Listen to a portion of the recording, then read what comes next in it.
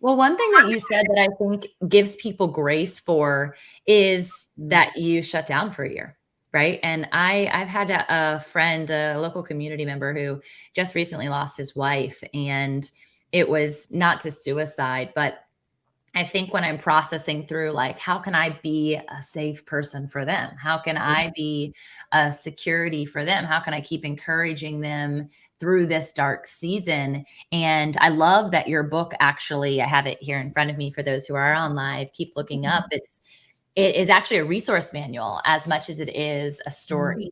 And so there's been some really cool, even just questions that you guys prompted that are questions I can ask him on how he's doing, how he's feeling, what does today look like? Instead of like, a lot of times you feel the desire to be like, I'm praying for you, or you feel the desire to be like, she'll always be remembered. And those are not bad things to say, but in the time, it doesn't feel very good.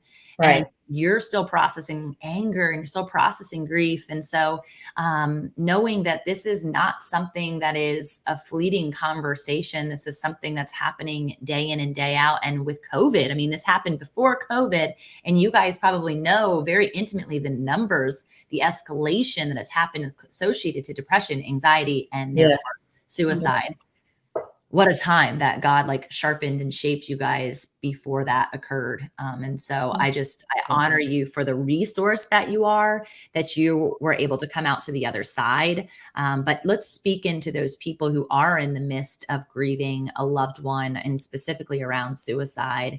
Are there things that we can say to them that are better suited than the things we might feel like is normal? And then from the contrary perspective, are there ways or things and conversations we can have with those who are hurting, who might be considering taking their lives? I've been on that side of the token, and so I just feel like it's a prominent question, and we can tackle one at a time.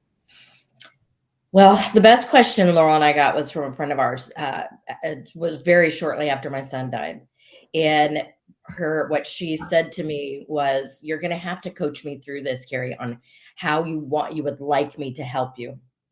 And I thought that was just such the best question, Tamra, because nobody had ever said, what do you need?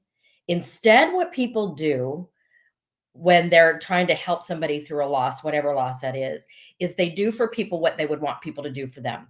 Right. So, some people want everybody in their house to circle up and pray and hug and cry it out and do all that together.